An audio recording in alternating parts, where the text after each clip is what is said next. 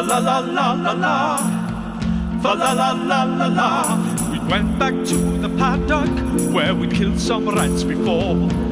The 5 of us would not suffice, for this we would need more. Now we're going to need some help from the townsfolk. Each of us would be matched up with someone we've spoken to. Here's the twisted NPCs from tribe, all the folks we meet came back to help. NPCs, folks we meet. Let's go, Gelrin, you and me, boy.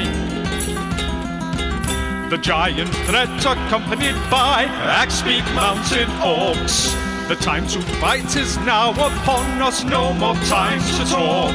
With friends and foes, beware the crossfire. Let's get ready to rumble in dice and desire.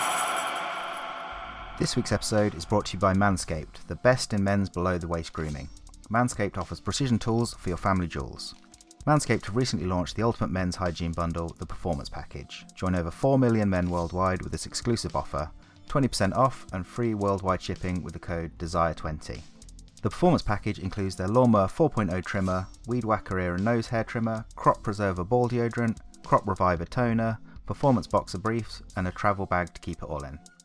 The Lawnmower 4.0 trimmer features precision ceramic blades with skin-safe technology to achieve a close shave whilst helping to reduce nicks. It's also waterproof, meaning you can trim in the shower and avoid all the mess. Combined with the Crop Preserver and Crop Reviver, your balls will certainly thank you. For above the waist, there's the Weed Whacker ear and nose hair trimmer. Now I'm getting to that age where I'm feeling the irritating tickle of nose and ear hair, so this one has been a bit of a revelation to me. I've used nose hair trimmers before, but they were a bit cheap and basically just plucked the hairs out. I admit I was a bit reluctant to use the Weed Whacker at first due to my past experiences, but it's been great. There's been no snagging and it's been really close, so all the irritation's just gone. And yeah, I recommend this one a lot. Manscaped also throw in 2 free gifts with the Performance Package, the Manscaped Boxers and the Shed Travel Bag. So be sure to visit manscaped.com and get 20% off and free shipping with the code DESIRE20. That's DESIRE20 with no spaces. That's 20% off and free shipping at manscaped.com using the code DESIRE20 with no spaces. Unlock your confidence and always use the right tool for the job with Manscaped. Hope you enjoy this week's episode. Next up, we have the orcs. So first, we're going to take the westernmost orc. Now, the Axpeaks actually operate on their initiative order. So the first things first is both of those creatures are going to stand up. You're going to take half of their movement speed to stand. So we now have 2 unprone creatures. Now remind me, Luke, with Grease, if you can bring that up? Yep. Standing up, does that create another opportunity to roll, or is that just if they try and move? I think it's if they try and move. It says a creature that enters the area or ends its turn there must also succeed on a dex saving throw or fall prone. So as it's standing up, it's fine, but it's just if it then starts to walk. Yeah, I guess so. I mean, it's up to you. Okay. Like it doesn't sound. I mean, I would have thought, logically speaking, if it's trying to stand up in Greece, that would give it opportunity to fall again. Yeah, or if it tried to attack or something. Like I'd have thought any sort of movement would make it slip. But it doesn't say that, so whatever. Okay. Well, with the Axpeak, what it's going to do is it's going to try and stand up and move out of the space in one movement, I guess. So it's up halfway and it tries to move. So we're just going to see if it fails that again. What was the DC for that? 14. Oh, I think that fails again. So I think that's gone down again. So that poor Axpeak. Proper slapstick.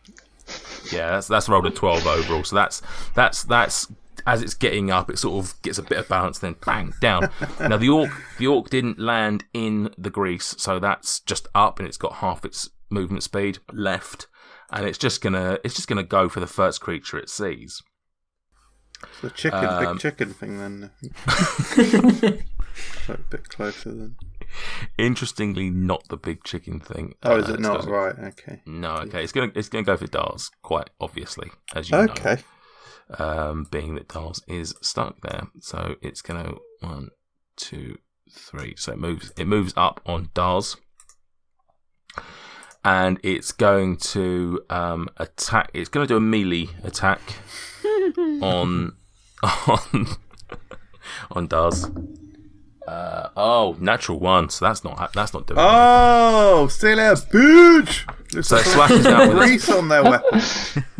It slashes out with its great axe, but Daz he's a streetwise character. Too He manages fast. to dodge out of the way. So instead, what we have is then the next orcs that was attacked by Krill and just Krill actually. So they are going to now. What does the only action that a mounted combat? So I got this wrong when we did the giant vultures. A mount can only move and dash and disengage, I believe. So it's going to, what's its movement speed? I should know this. It's 50 foot. Oh boy, it can move. So it's going to move up to Krill. Okay. Orc on back. And then the orc on its turn is going to slash at Krill. Okay, I'm ready for it. Well, I don't think that's much better. 11. Nah, much laugh that off. Okie dokie, so that does very little with what it's got. We've then got the orcs at the top. The southernmost of those is going to actually come south as well. So 1, 2, it's going to move to here. So that's that one that's moving south. And then this Axebeak is going to move up. It's actually going to move south as well. No, it's going to move towards Urgla actually. 10, it's going to move to there. Orc on back. The other Axebeak tries to get to Gelrin, but unfortunately isn't able to get there in time. So that's the... Oh, actually, tell a lie. From there, he's going to throw a javelin at Gelrin. Oh! I forgot they had a javelin attack. Apologies. Apologies, he says, as if that offended you. It doesn't matter. Javelin goes flying. Lands in Amphel. Nurgle's too far away for the other javelin attack. Right, so that is the orc's turn. So, in fact, it is Gelrin's turn up next. If Gelrin were to charge on the Axebeak/Orc combination, I know that the way they're set up on the map is, but could he attack the orc? Like just stepping forward from where he is. He doesn't need to be. I mean, if he's flanking the Axebeak, he's flanking the orc. Yeah, pretty much. It's just because of the way that the system works. I could argue that if you've got a dwarf attacking an orc on top of an Axebeak, it would be difficult for him to reach. There could be some disadvantage there, but I think for the purposes of keeping this going, we'll just straight line it. Right, so Gelrin's... Gelrin obviously, has come charging down to see what's going on. As he's come charging down, he's got his axe raised, and he's just going to come straight in and smash his battle axe two-handed against the orc. First one is a 23. Against the orc, yeah, that definitely hits. And Gelrin makes 2 attacks with his battle axe. So he's going to make his second attack with a 24. Yeah, that definitely hits as well. Yeah. It's worth noting Gelrin hates orcs. Yeah. Might explain why he didn't particularly get on well with Krill. Yeah. Hates giants even more. And he's doing... He does. He's doing 1d10 plus 4 for each strike because he's holding his axe two-handed. So that's 13 plus 8. So that's 21 damage to the orc. Oh. Gelrin hates orcs. He hates them so much. This orc just is no match for him. He swings. Tell me what happens. Oh, amazing. Gelrin says some words in Dwarven, Now, I don't think there's any, as he charges upon it. Now, I don't think there's anyone close by who speaks Dwarven. But if they did, they'd recognise that these are not the kind of words that they teach you in dwarf school. These are words that Gelrin learnt on the streets. And he just literally brings the axe down, which is quite amazing, really. Like, he jumps like 7 feet into the air to be able to bring the axe down on the mounted orc. It's even Krill's impressed. He can't see him, but he would be. And yeah, just absolutely smashes the orc's skull open. Black blood goes everywhere. You know, the axe beak. You know, when there's an oil spill somewhere and you see the photos of people cleaning oil off seagulls. The axe beak now looks like one of them. Lovely. One of the people or one of the seagulls? One of them. He's got wellies on and like big rubber gloves. Just turned into an environmentalist. And he's got a bottle of dish soap to break up the oil. Lovely.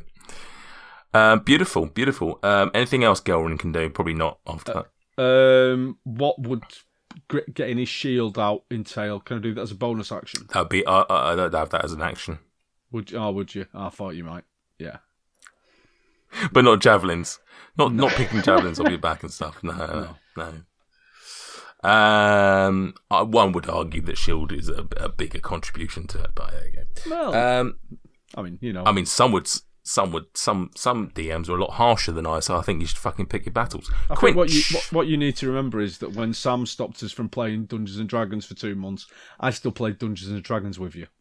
I stopped us playing Dungeons and Dragons for 6 weeks. You being ill stopped us for a further 2 weeks.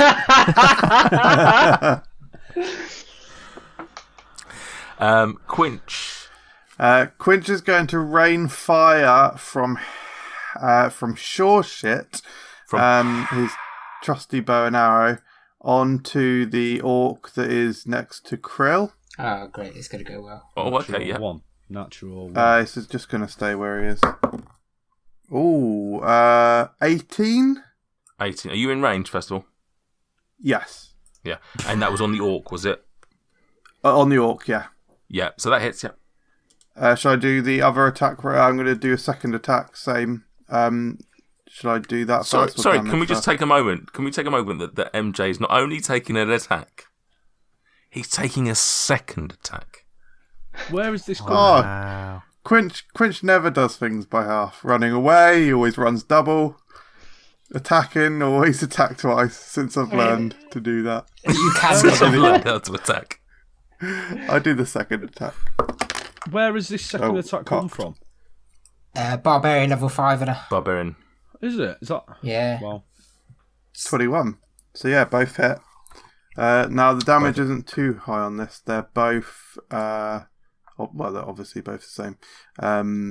1d8 plus 1. So... 6. 9! 9. 6 and 9, so 15. There's a lesson to be learned on just doing one attack at a time, because that roll of 6 was enough to kill the orc. But you still shot a second arrow at a dead orc. So tell me how you kill an orc and how you kill him a second time. So the first arrow went into the throat. Quinch didn't think it killed him, so the second arrow went in his cock. An orc cock, lovely. Okie dokie. So that is the second orc. I got you, brother. Okie dokie. Krill yeah. Krill just doesn't know what to do. He's now taking your shit because he's attacking. It's interesting because I assume because of the angle of that, the second arrow would have pinned the sort of orc's foreskin to their inner thigh. I guess. I don't know about that. I'm not a anatomically minded person. Perhaps he would have given him some sort of circumcision. Urgula. Urgula is pretty far over to the east, so she is going to run in, guns blazing, so to speak, and she's going to be shooting her crossbow short bow even. So she can walk 30. I've just realised how far away she is. She's very far away. Does she even know this fight's happening? She's that's why she's so observing it far from away, a 'cause- distance. It's fine. Her helper went and ran and got her, and that's why she's so far away, because she's just come from the North Shield House. Interesting. She doesn't have a shield. It's called the North Shield House, though, isn't it? I didn't throw these people onto the board willy nilly. I gave thought to where that they would be approaching from. She can shoot, but it's outside the range of my. Oh no, it's not 80. That's 75. We're fine. Cool. Okay. So she's gonna hit the first one on a 17 plus 3, so 20. Okay, that hits. Yeah, and is that on the orc? That is on the orc. Or Yeah. Sorry. Yeah, She's okay. definitely gonna hit the rider rather than the actual animal. 1d6 plus 1. It's 5 plus 1, so 6. And 6, yeah. she also has a second attack. So she is going to shoot the short bow again. Okay. Which is a 19 plus 3, so 22. 22. That definitely hits.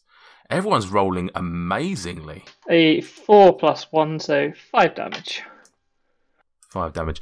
So yeah, the 2 arrows go thudding into the to the orc, but this one stays alive. It doesn't, you don't shoot a dead orc just for the hell of it, and it's taking some considerable damage.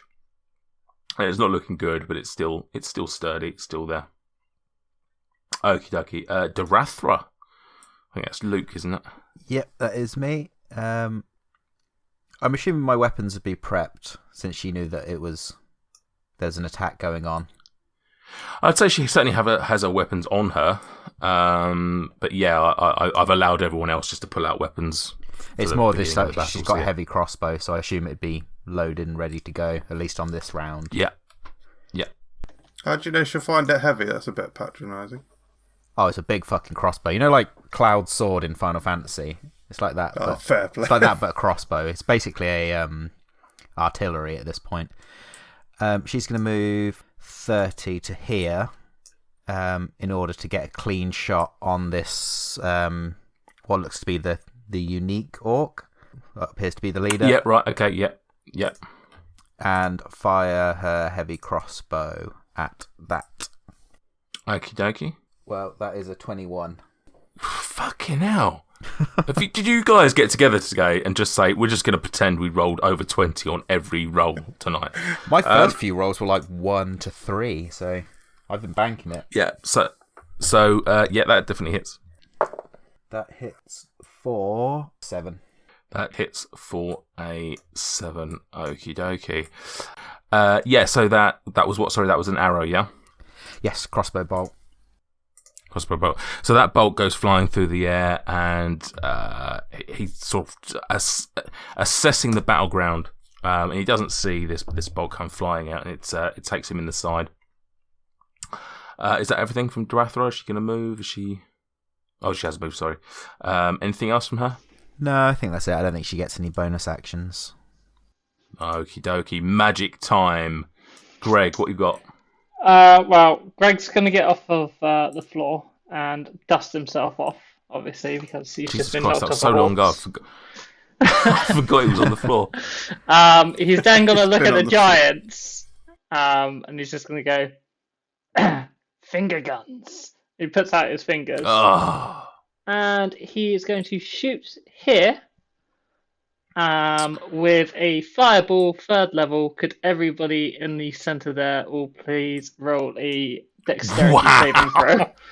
Oh wow! So you're shooting So the where- southerlymost giant. Hang on a second. Right. Fireball, talk to me, because I think this is our first fireball. Okay, Where so are fireball. you hitting? Where? I'm going to hit Yeah. this square here, which is 150 range, which is in 150, and it's So this one. got yeah, a right, yeah. 20-foot radius, which would hit that giant, Oh, hit that, Hell. hit these two in the middle as well. They Wow. have to do a DC 15 save and throw. On a fail, they take half damage. On a pass, they take the full amount of damage, which is 8d6 damage. But Oh! vice versa. Remember that Vice that bottom versa, yeah. giant's No, minus don't- 5 from its roll. Oh, Jesus Christ. Right, okay then. I'm going to roll this in order from top to bottom. So first fire giant rolls. Oh, it's a fire giant. What? Sorry, what?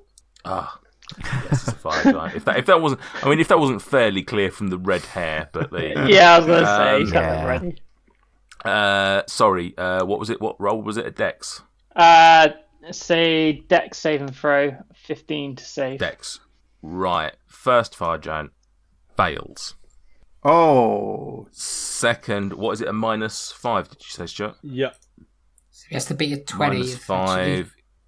Yeah, that fails. dickhead. So axe beak number 1 fails. Not even worth checking that.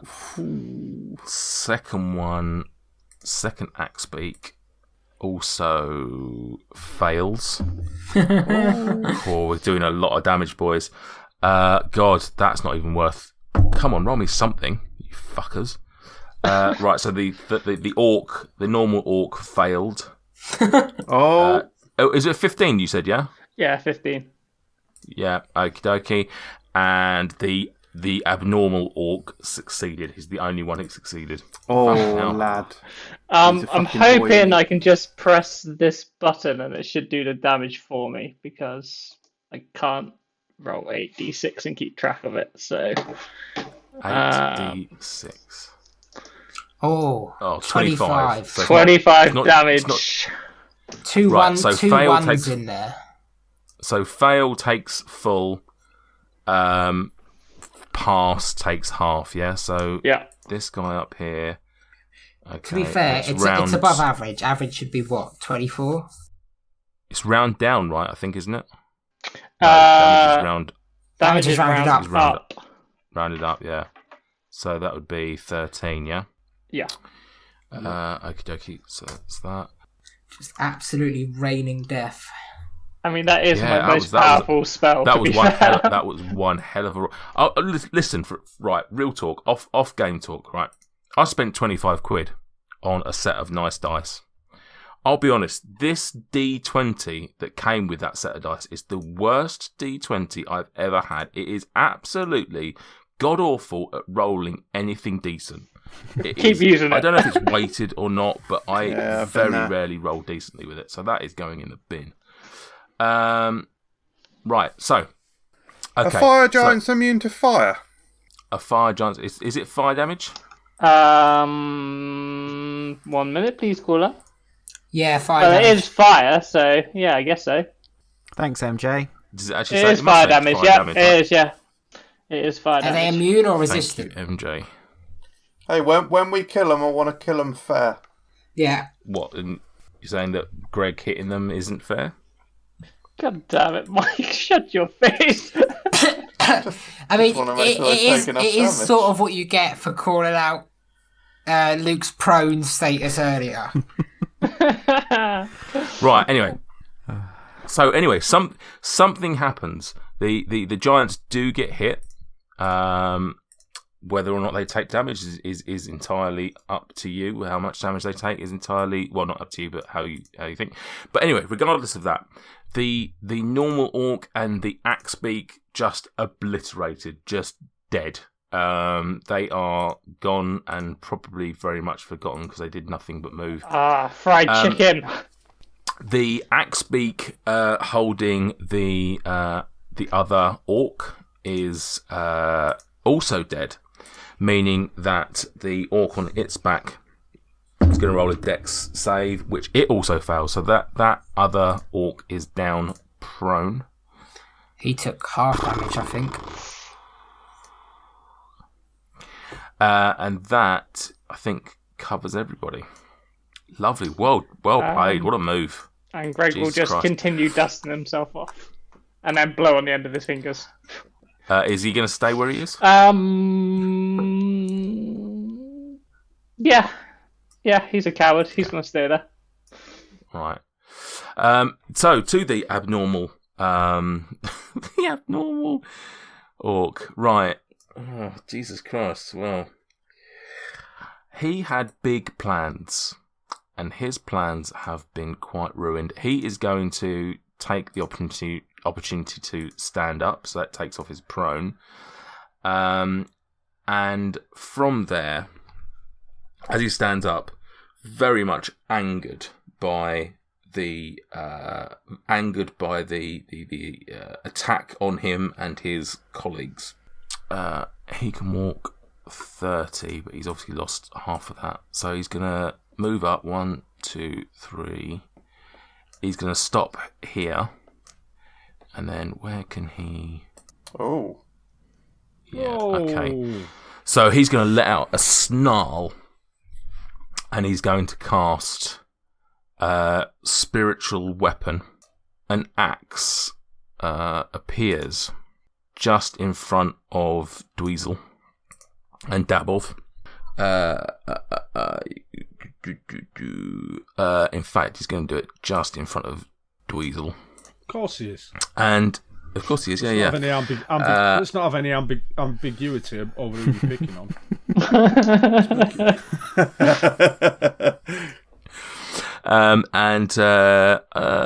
It doesn't really matter. He can be there, but he's still going to attack Dweezil.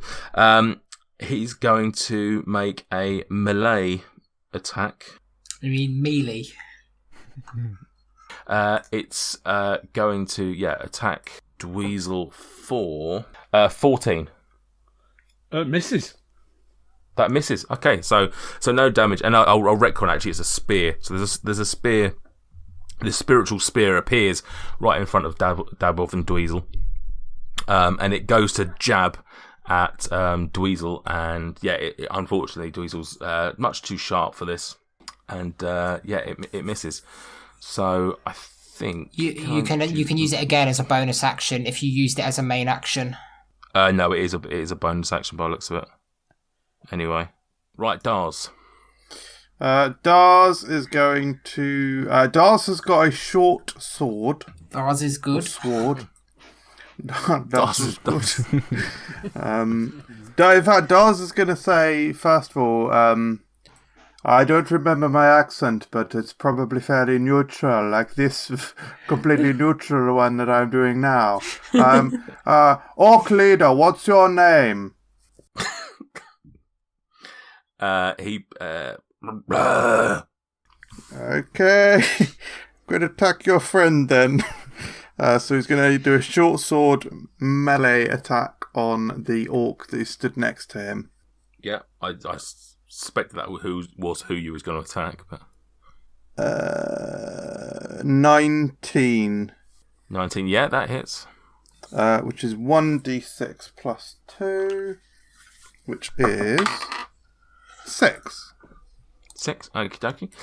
You slash at the orc, and it sort of takes the brunt of it, but And you said one could Nope. One. Sorry. Go on. One would half their speed if they were trying to get around the fence. Yeah. What I would say is, if you move, you're going to take an attack of opportunity from the orc. Yeah. I think I'd like to do that. Oh, interesting. That's a brave move. Go ahead for it. So it'll be 10 foot to the fence.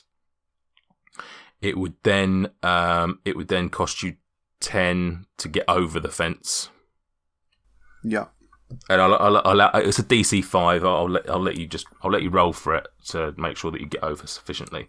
But it's a fairly easy thing. So if you can roll me a Dex, an Acrobatics, but it's a DC 5, so you should be fine. You'd have to critically fail, really. Oh well, 21.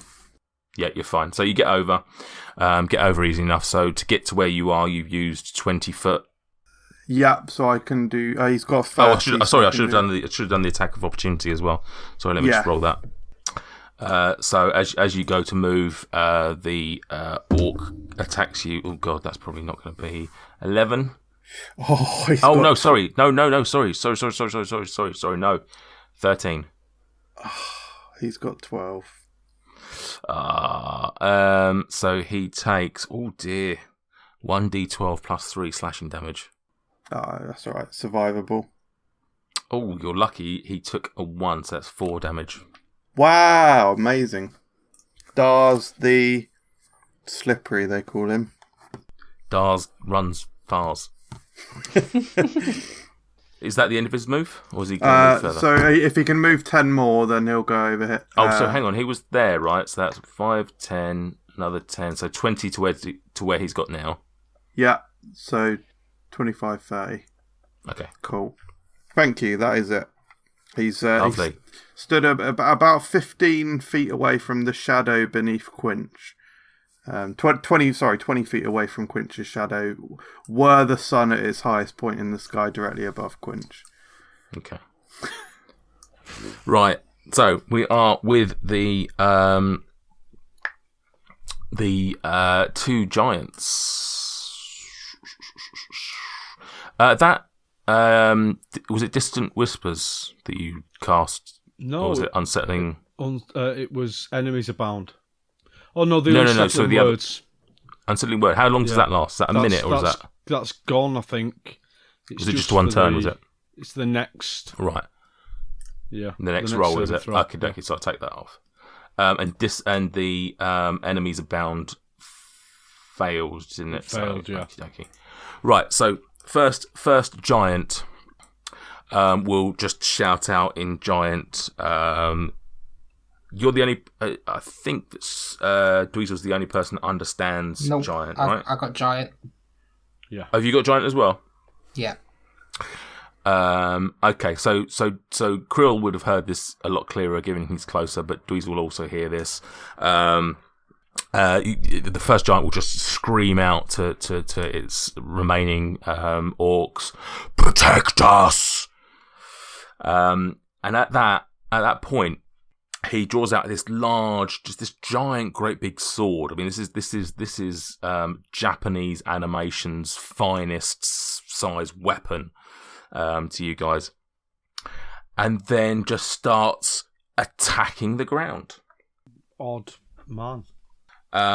He goes down on one knee and just like straight into the ground with his sword and starts shoveling some ground away.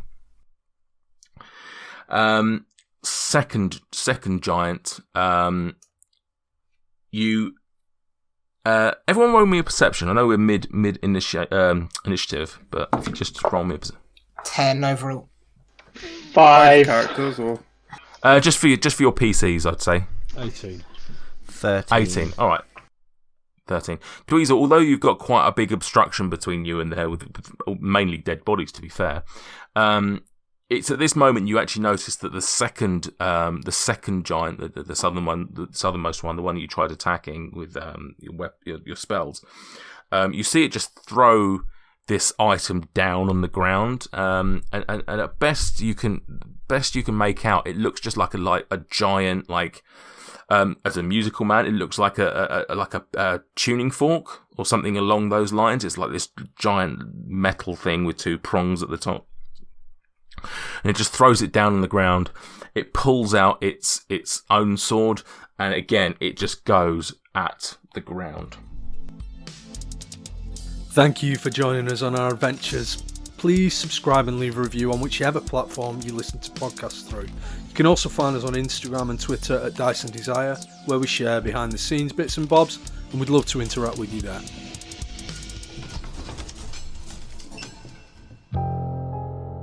You see, looking up from the ground, blood-red clouds boiling across the sky. You did ask me to bring the thunder. Dajin! Help! I've got the chalice, please! Well, if they're following you, then I guess that takes care of a loose end for me. All of you feel the earth beneath you shake and crack and break. I feel that I have failed both of you, and I am sorry for that. This has nothing to do with you being a bad leader. Do you want a countdown? Oh, I think I want a countdown. I wanted 3, to help. I always had good 2, intention. I 1. did not deserve to die. Now. The Lucky Die Podcast is a weekly 5e Dungeons & Dragons actual play podcast. Join our adventure every Monday wherever you download podcasts by searching for The Lucky Die.